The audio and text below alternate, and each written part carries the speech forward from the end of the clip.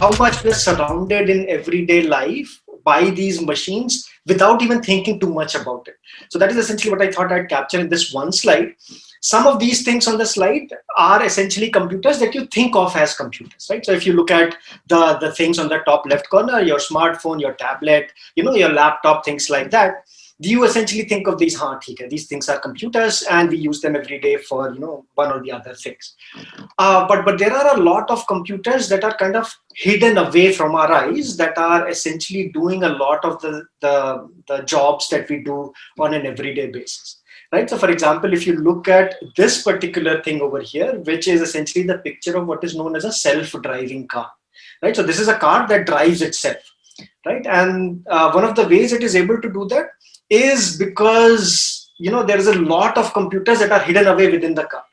Right. And because of these computers that are hidden away within the car, they are able to take information about what the road is like, how curvy the road is, how fast you can go, what the speed limit of the road is like, and drive you on that road. Right. So you, from the outside, you see it's a car, but from the inside, it's actually a very, very powerful computer.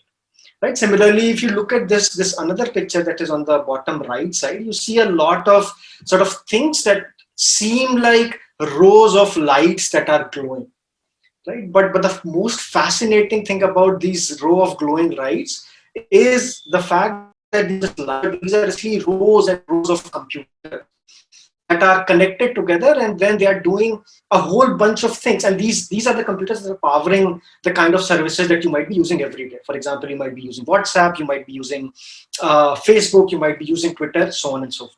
Right. So I'll briefly touch upon, if time permits. It's actually something like a computer factory. That's a very nice way to put it, David.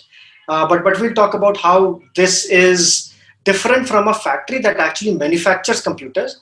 This is the kind of a factory that takes in all the computers or buys in a lot of computers and puts them together to create the Twitters and the Facebooks of the world.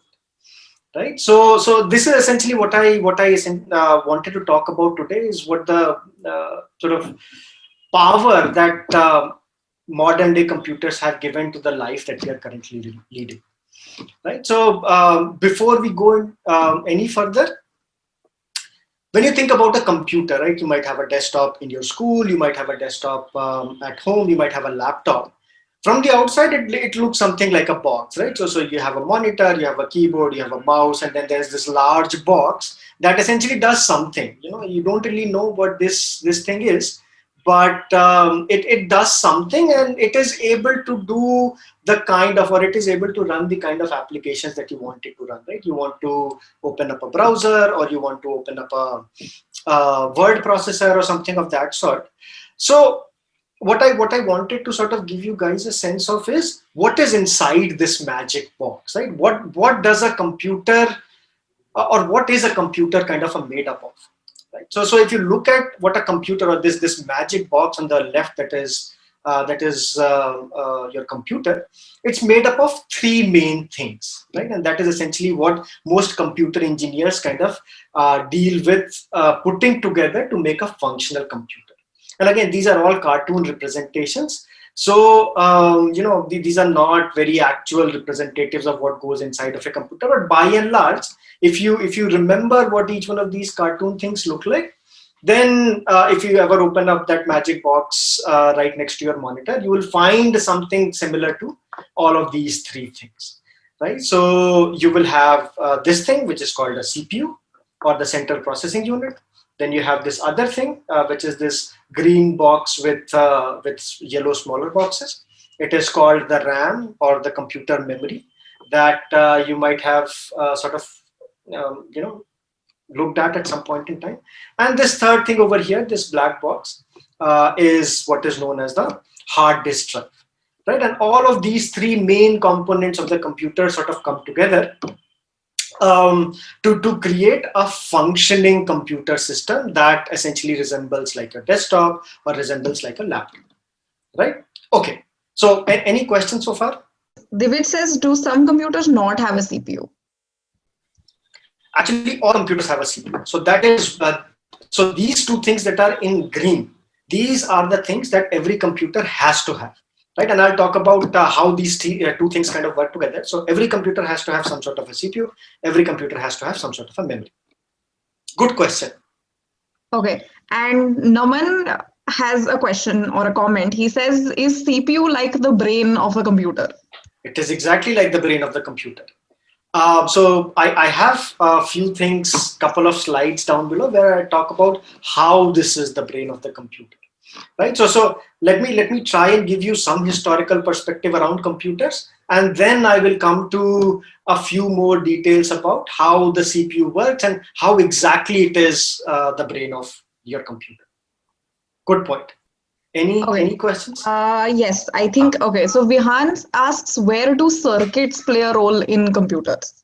Ha. So circuits are the basic building blocks of computers, right? So if you look at the CPU, right? So right now I've shown this like a cartoon of sorts. But if you sort of take a microscope and drill down within the CPU, you will see a lot of circuits. So essentially this CPU, this memory, all of these things are sort of put together by combining a lot of different circuits together. Okay. So Pooja asks, do phones have CPUs? Phones have very powerful CPUs actually. So you would be surprised to know that the CPU that you have in your phone today, right? If you have, let's say, a smartphone today, is more powerful than the supercomputer that put man on the moon. It's multiple orders of magnitude more Wow. powerful. Yeah, it's amazing, right? And we have done all of this in like less than 50, 60 years. Wow. Okay. I think with that, we can move ahead. We'll come back to some questions later. Okay, excellent. So this is a very nice, or the last question is a very nice segue into this slide that I was going to talk about anyways, right? So I just wanted to give you a sense of how far have we come as far as computers are concerned, right? So if you look at this figure on the left, this is one of the earliest computers that was built, right? And it was built in 1945, and it was this machine called the ENIAC, right? And then it is so if you want to think about how good or what was the kind of computing power that this particular machine had, it is probably 1,000 or even less than what it is that you have in your regular smartphone today. So let's talk a little bit about what is the history behind, how did we get from this computer that is essentially, it's the size of a room basically. If you look at this sort of pen engineering logo over here and everything else that is there in the room, you'll see that this computer essentially occupies an entire room, and now you have this much more powerful computer that is essentially in the palm of your hand. So how did we get here? Right, and what started this move of mankind towards getting more and more powerful and better computers, right? So let me start out with a historical story to a certain extent. So I hope everybody knows what World War II was, right? So this was this big war that was fought in the early part of the 20th century between two large powers, the Axis and the Allies, right? And then there was the or to sort of generalize that a little bit, there were Germans on one side and everybody else kind of on the others. Right, so the year is 1939, and the Germans have a very strong army. They have a very strong navy. They have a very strong air force, and they are attacking all the Allied forces. And then they are winning comprehensively. Right, so they sort of bring out their planes, their warships, and everything else. They attack the Allied, installations, and they are able to get away with that. The reason why they were able to coordinate their attacks very well was because they were able to communicate between each other, right? Remember, this was the time before cell phones, this was the time before internet. So they were able to communicate between themselves very securely, right? So they were able to sort of take whatever it is, somebody that was sitting in, let's say, Poland and wanted to communicate somebody or some information, some military order to somebody sitting in France. They were able to do it by um, encrypting it very well by using this device, which was known as the Enigma Machine, right? So if you encrypt a message, somebody else who's looking at it, the encrypted message, they're not able to decipher, they're not able to make sense of that. To them, it just looks like gibberish, right? And because of that, they were able to communicate securely. And because of this secure communication, they were, able to sort of mount these very, very nice attacks on Allied forces, and they were destroying all of these Allied bases. Right, so there was this secure communication that was happening, and in order for Allied forces to kind of win this war or even have a chance at winning this war, the first thing that they had to do was to make sure that these secure communication mechanisms, the encoding that was done by this machine, the Enigma machine, was somehow broken. Right, and again, these were the days before computers. So people, when they were doing, computations, they were doing using pen and paper, and adding, multiplying, subtracting, so on and so forth. There were no laptops or desktops to help them out. So now we are at this point in history where the Germans seem to be, or the Axis seems to be winning the war, and they were doing it. So by and large, militarily, both of these sides were somewhat equally matched. But because of this secure communication, the Germans seemed to be winning the war. Right. So the Allied forces sat down and said, "Well, we need to somehow make sure that we are able to sort of decrypt this secure communication that is happening between the German forces." Right. So what they did was, United Kingdom, which was a part of the Allied forces during World War II, came up with this nice sort of, how do I put it, a nice countryside place north of London, which was called Bletchley Park. Right, and they put together a bunch of smart people there in this nice sort of a mansion looking house, and their entire job was to make sure that they are able to figure out in some way or the other how to crack the code that the Germans were using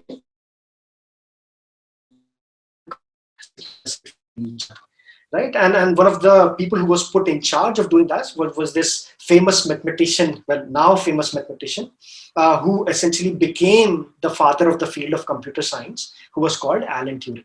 Right? So this person, Alan Turing, along with a bunch of other people, was put in charge of making sure of finding mechanisms by which they could break the secure communication happening between the Germans.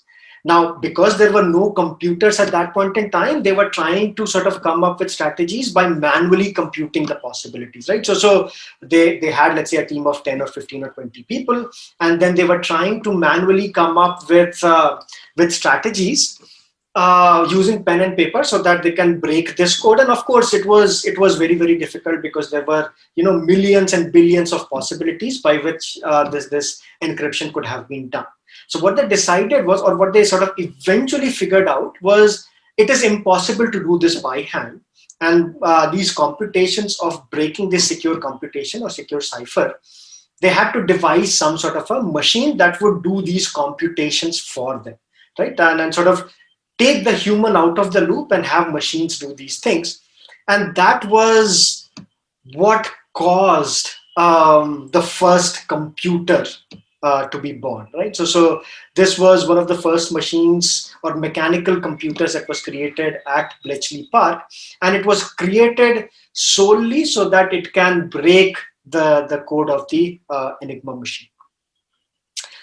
Right, and that's how the first set of computers ever built by humanity sort of came into being, because there was this group of people who wanted to win a war, right? And believe it or not, this and this is sort of taking a philosophical segue into what I was going to talk about. But anyways, this benefit in terms of having better and faster computers and the internet, all of that has come because a lot of the militaries around the world wanted to build better weapons, right? Or wanted to do things that gave them an advantage militarily over their friends, their neighboring countries, their, of course, their enemies, right? Okay, so let me sort of quickly stop here and see if there are any questions. Yes. Okay. I think Vihan was asking how does the code breaker machine actually work? That's a good question, and also a question that I don't have a very good answer for.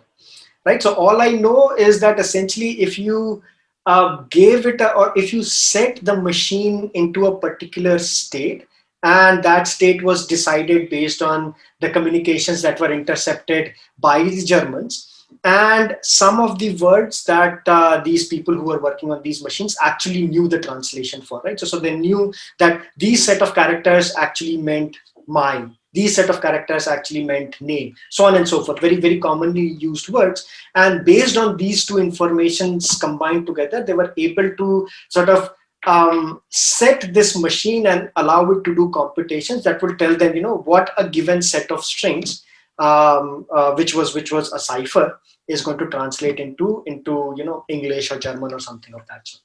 But that's a good point. I don't have a very good explanation or even an understanding of how these early machines work.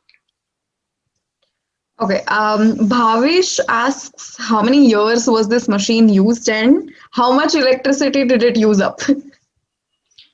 That's a good question. So it was not used for very long. So the second part of the question I would have to go look up. But the first part of the question is not very long because um, the entire, so 1939 was when all of this started, and around 1945 is when the war ended, right? And this was a very or this was a machine that had a very specific task. It was used to decipher or decode messages, right? So for this particular machine, the duration of use was around 6 to 7 years, and of course people built on top of what they had learned in building these machines to come up with the model of machines that we use today. Okay, Manu, Nirali asks, what is C++ used for? We see all Huh. these ads and everywhere, right? Huh.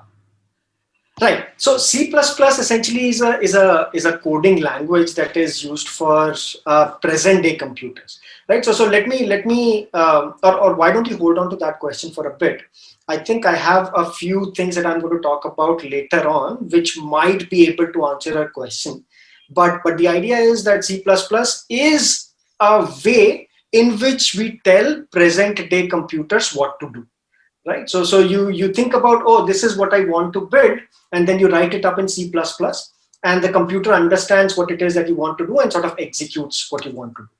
So that's sort of like a high level conceptual way in which you can think about modern day programming languages. Okay. Yeah. I think we can go ahead. Excellent. So okay, so people sort of built this machine during the war, and figured out, learned some lessons from there. But then again, as I said, the codebreaker, Enigma codebreaker machine was a very specific, or built for a very specific purpose. It couldn't do all kinds of computations that you wanted it to do, right? So then in comes this person called John von Neumann, who was a mathematician, and by that time the field of computer science had been kind of formally established. So he was a computer scientist from Hungary, and then he came up with a model for modern day computer systems, to the extent that most of the machines that you would use today are essentially what are known as von Neumann machines. So he came up with this model of a computer which was without the lack of a very original name, was called the von Neumann machine. And what he said was, essentially, we can create a machine that has basically two components. And if you go back to the original slide that I had, in terms of what a modern day computer kind of looks like, it has two of those boxes in this architecture, right? So you'd see this one box over here, which is called the processor. And then you see the other box over here, which is called the memory. And von Neumann's model of the computer was broken down into two things, right? As far as the computer is concerned, the processor and the memory.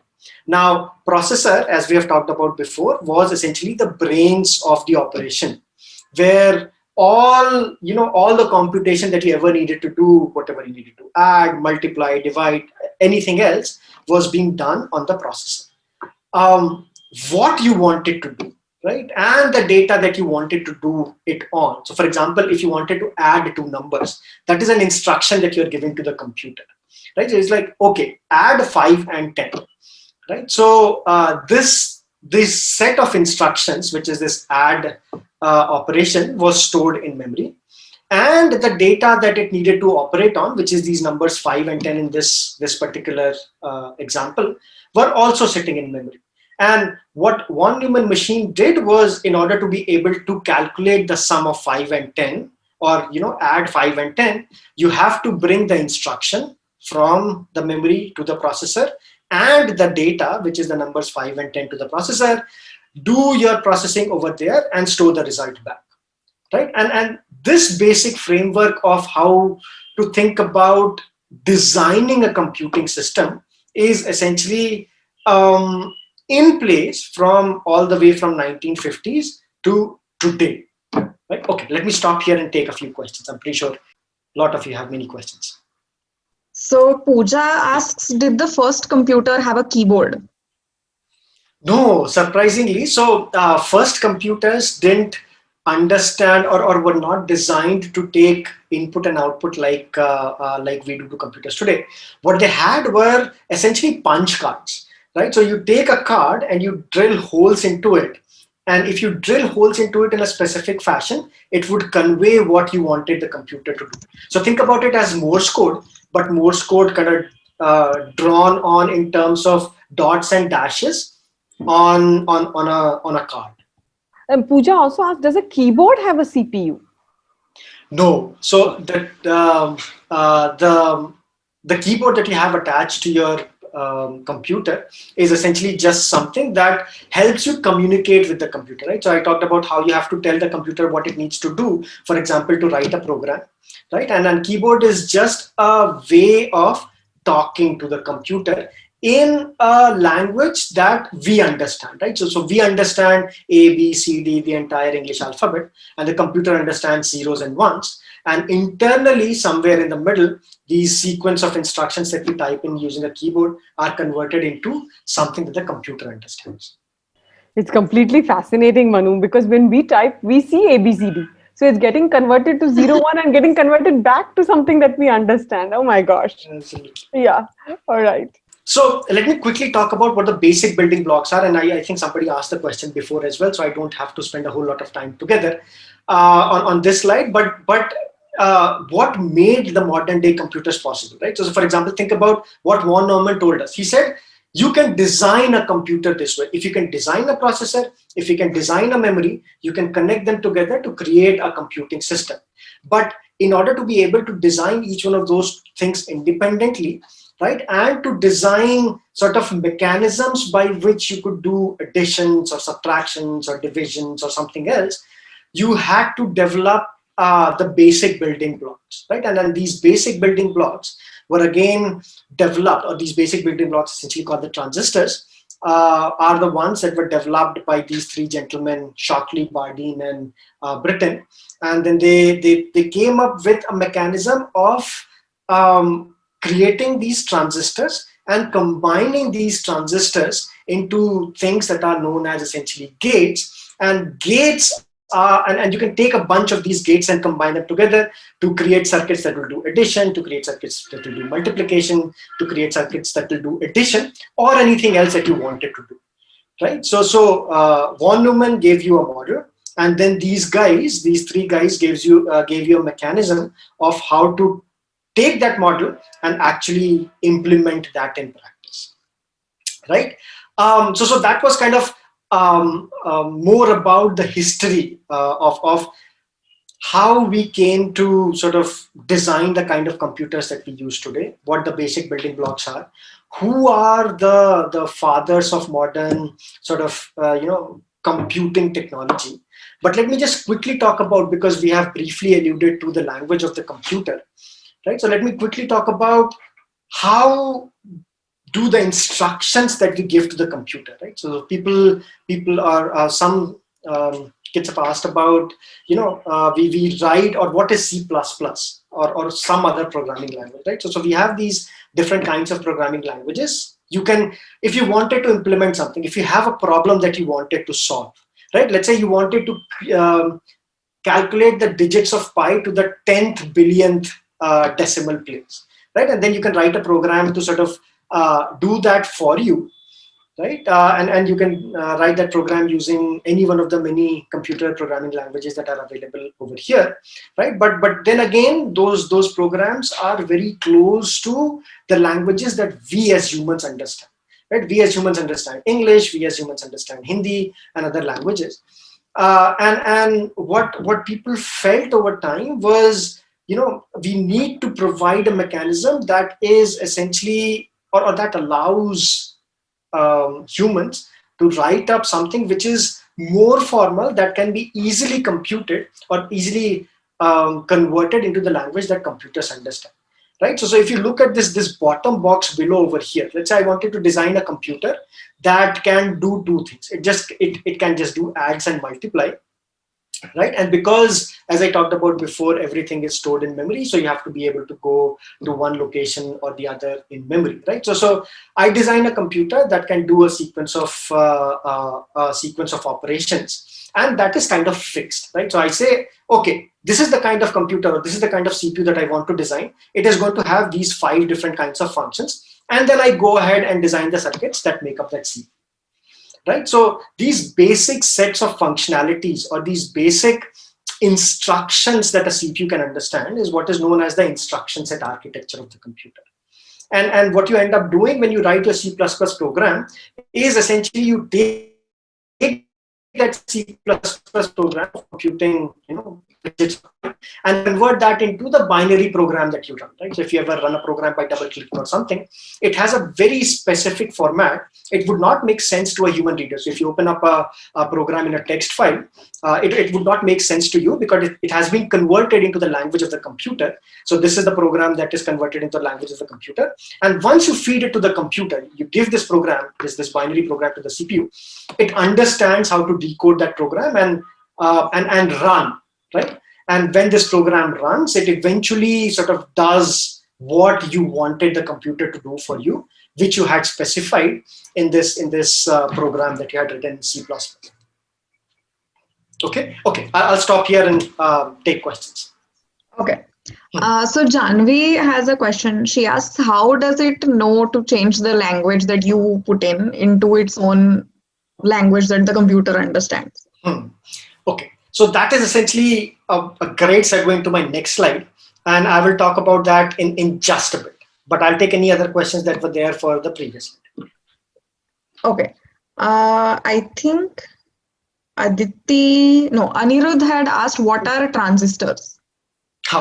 So transistors are these very, very small devices that can that can switch state between 0 and 1. Right. So if you really want to sort of think about a real world analog of a transistor, it's a switch, right? So if you put it on, it does something. If you put it off, it doesn't do that.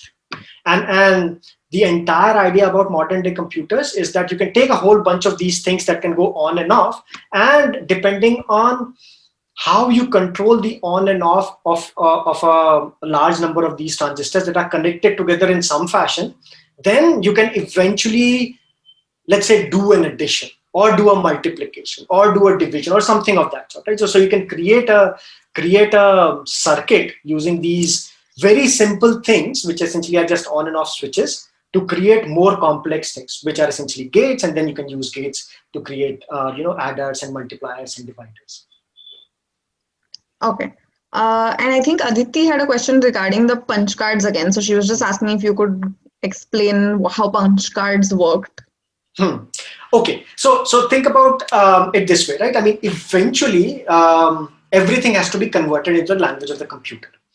Now things are easy for us because we have a keyboard, so we can type things in English. But eventually, that program that you write is converted into the language of the computer, which is add, multiply, whatever it is that you need to do. Now, when earlier computers were designed, people didn't even think about the concept of the keyboard, but they still had to talk or still had to convey instructions to these computers, right? So what they would do is they would think about Morse code. So let's say ... stands for the letter M, right? ... stands for A. Now, if I type, ...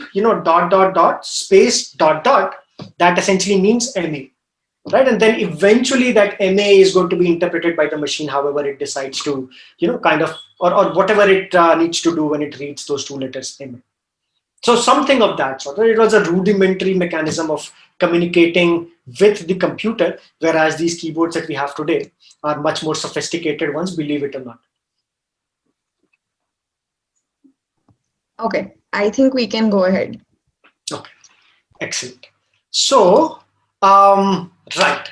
So now comes the more interesting part of it, right? So now what we have seen so far is you write a program, and then it is somehow magically converted into this blob of information of the program that can run on your computer, right? But this transformation that I have made so simple or so easy is not relatively as simple, right? So for example, when you run something on a laptop, for example, your browser or your word processor or something else, all of these things are programs which were initially written in some language like C++, but now have been converted into the language of the computer, right? And once you double click on any one of these things, they kind of start running, right? So the first question is, what made that possible, right? What is it that took that C++ program that you had written and converted that into a word processor, or that C program that you had written and converted that into a browser, right? And that that magic layer in the middle is essentially this systems software stack, right? So if you look at how modern computers are kind of organized today, what we have talked about so far is this innermost layer of hardware, right? The CPU, this memory, this hard disk drive is all hardware. The programs that you write is essentially all application software, which is this outermost ring. And to bring both of these two rings together, the outermost ring and the innermost ring, is this another layer of sort of, if you want to call it a patchwork ring or something like that, is essentially this system software, right? So for example, taking your C++ program and converting that into a word processor is the job of what is known as a compiler. Once you have this program that has been created, and in order to be able to run it, once you double click on the icon that is your browser window appears. Just to make all of that happen and make that browser program run on your CPU is the job of what is known as the operating system. And all of these things come together in this layer over here, which is known as the system software layer, right? So if you look at a modern computing system, you design hardware, your CPU, your memory, your hard disk drive. You write applications of problems that you want to solve, of apps that you want to create. And in order to able to run that application on the hardware that you have created or the computer that you have designed, you need this glue layer of what is known as system software, your operating systems, your compilers, things like that. And these three things kind of together help run the modern computer system. Yeah. Okay. Questions? I hope that answered the previous question that was there. Yes. Okay. Okay. I don't think there are immediate questions, so we can maybe go to the next part. Okay. All right. So now that we have talked a little bit about how a single computer works, let's talk a little bit about what this lecture was or kind of promised you guys was essentially the science of the internet, right? So I'm sure all of you guys have used some of these things, right? I mean, you might have used Google, some of you might have used Twitter.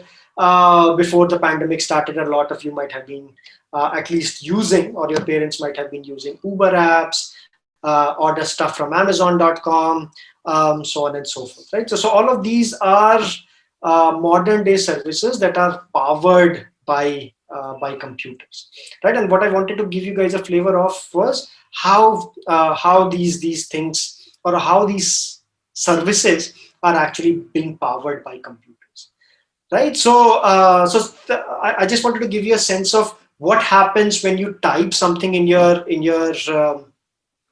browser or your Google search box.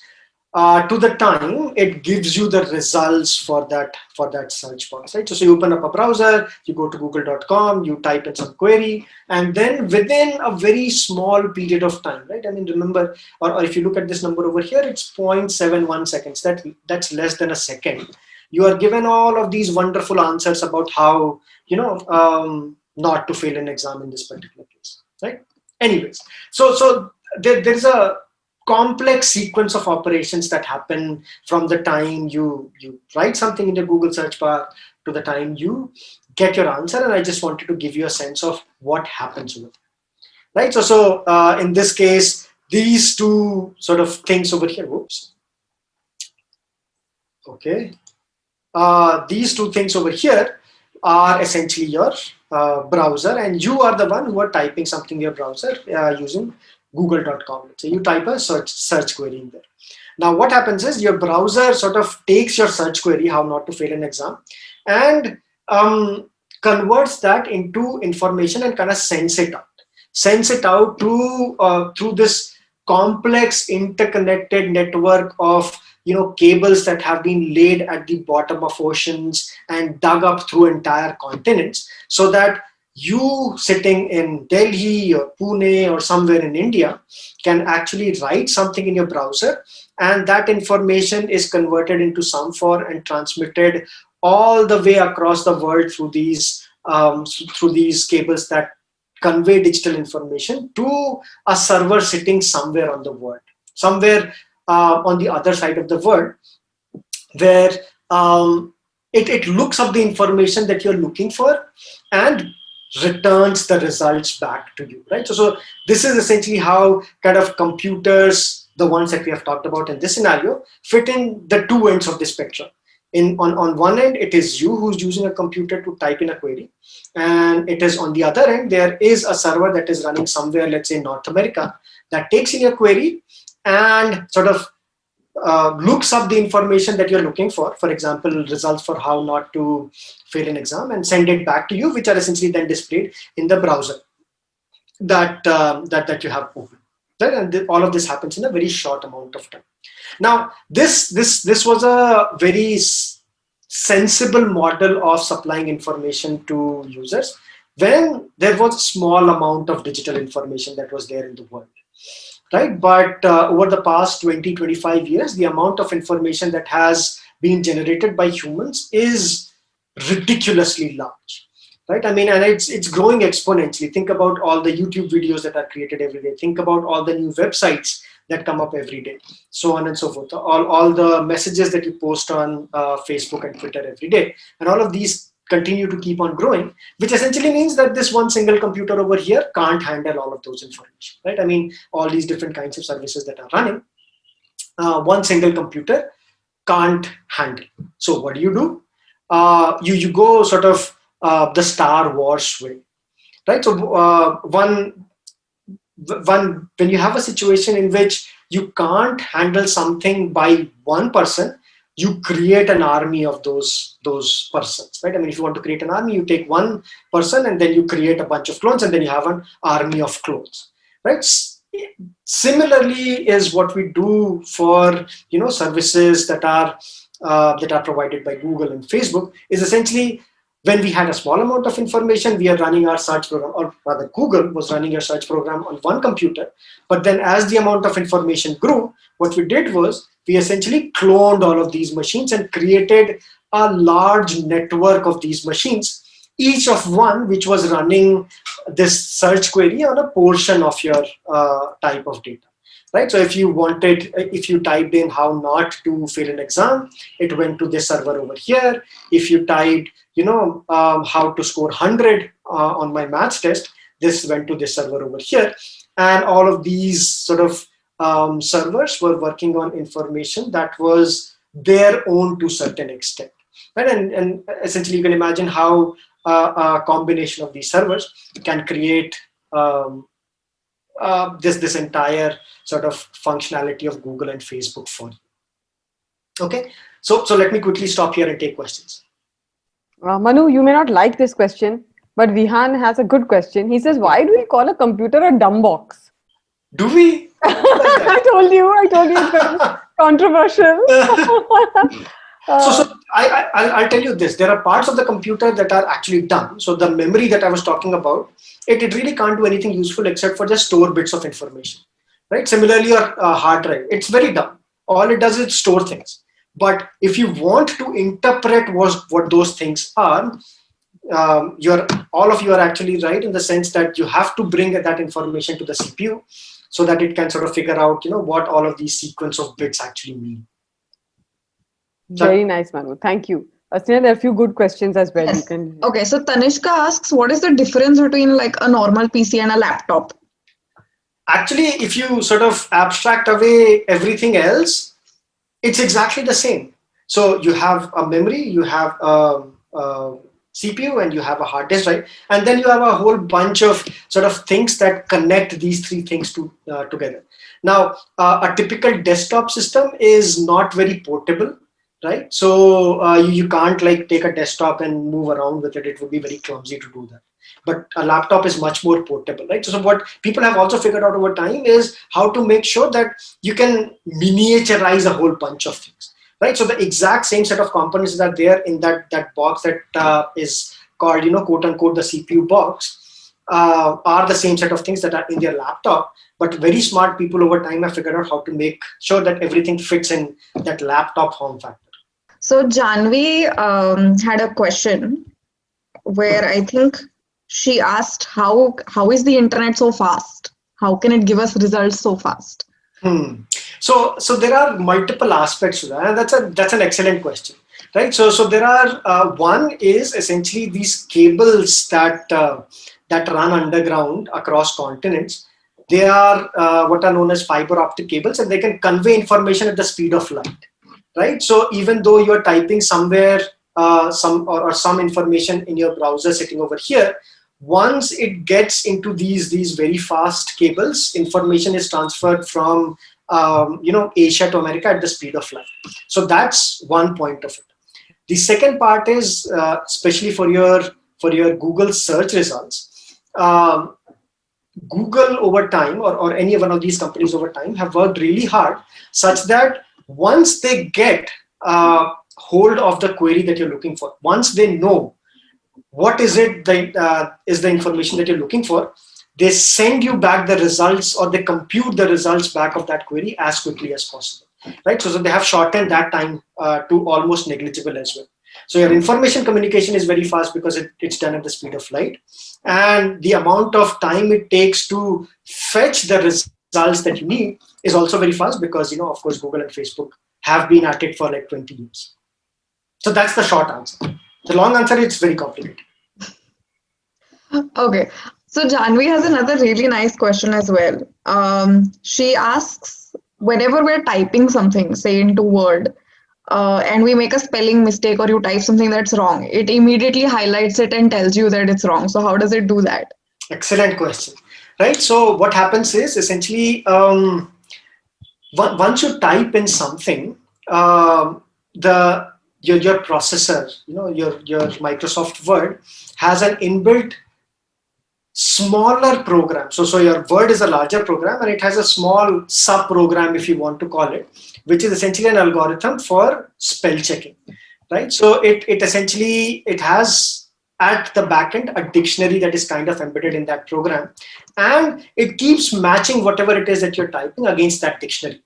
Right? And sometimes when it finds a sequence of characters that doesn't match to anything that is there in the dictionary, then it says, well, I'll display these squiggly lines below that word because I don't know what that word means. So maybe it's a new word you can then add to the dictionary, or you, in all likelihood, have made a spelling mistake.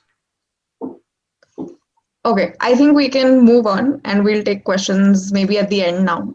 Okay.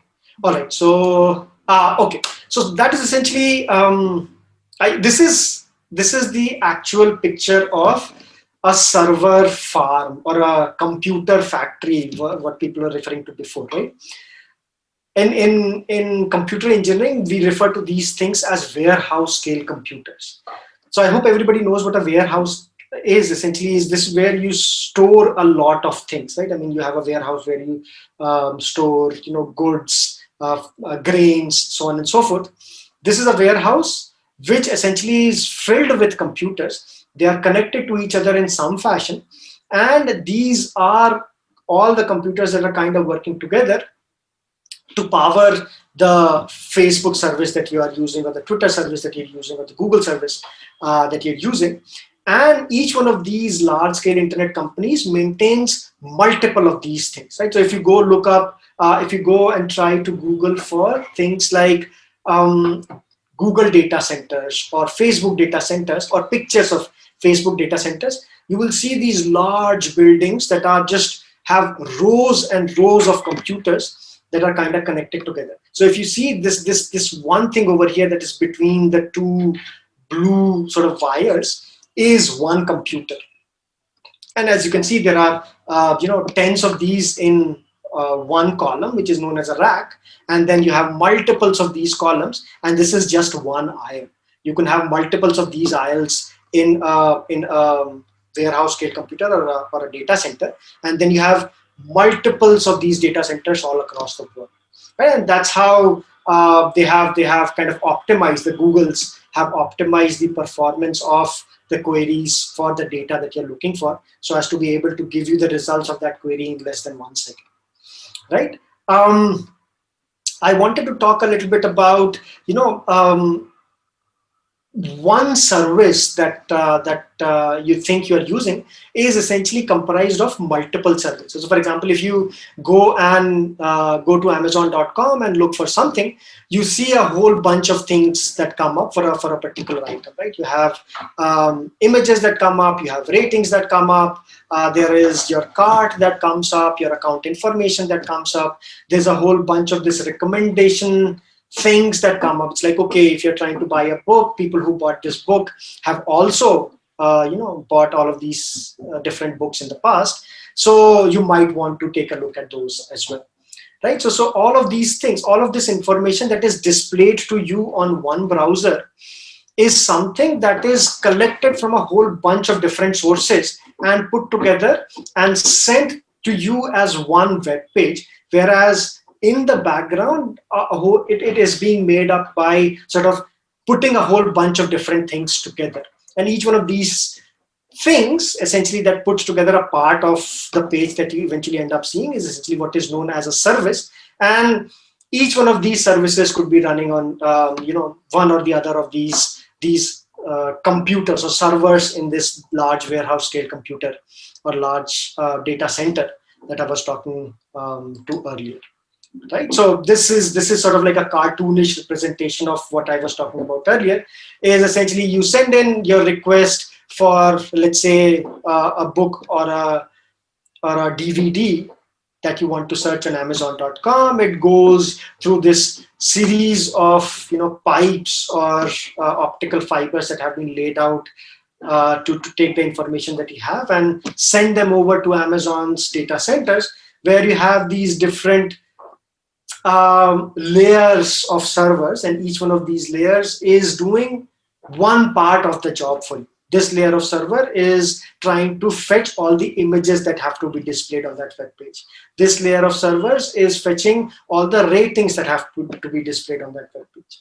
This green layer of servers is fetching all the recommendations that have to be displayed on that web page, so that you are able to sort of patch all of this information together into one web page and send it back to the user. And the user essentially just sees this one nice sort of Amazon.com web page, and this is personalized to each and every user, right? And again, we can talk a little bit more about that, right? So that kind of brings me to the end of this sort of warehouse scale architectures that I wanted to talk about. And let me just stop here and take all the questions that you guys have. So I don't think we have that much time. Manu, you just made me appreciate my Amazon shopping experience ever so more. This is all the work they do to give me your recommendations. I know they want me to spend money, but they're doing a lot of work. So I still appreciate that. Yes. Let them work for your money, right? Yes, true. Now I can see the work. Snehal, Manu, good question from, let me see. I think Shlok asked this question. How does one computer send data to another computer? I mean, is it all wireless? Is it cabled? What is it?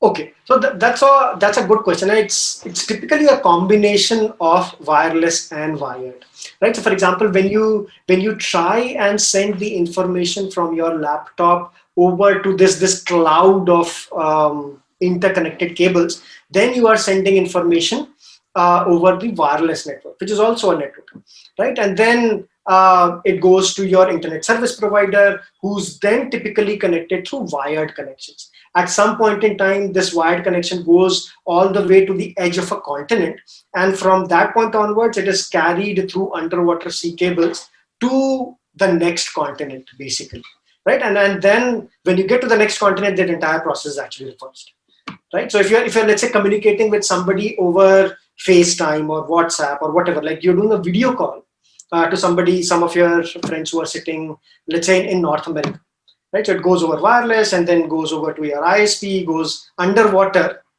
to North America, and then goes above water to their ISP, then to their router, and from there to their computer or their laptop, right? And then back and forth. And all of this information is being transferred at the speed of light. That is why you feel like you're just sort of talking to them as if they are right there. Well, I mean, we are in a data revolution. We are living a data revolution, basically. Like, this is what it tells me. And okay, Ala has asked this question several times. What did Ada Lovelace contribute to the field of computer science? So Ada Lovelace was a pioneer computer scientist. Right? Okay. One of her primary contributions is in the design of programming languages. Right. So I talked about C++.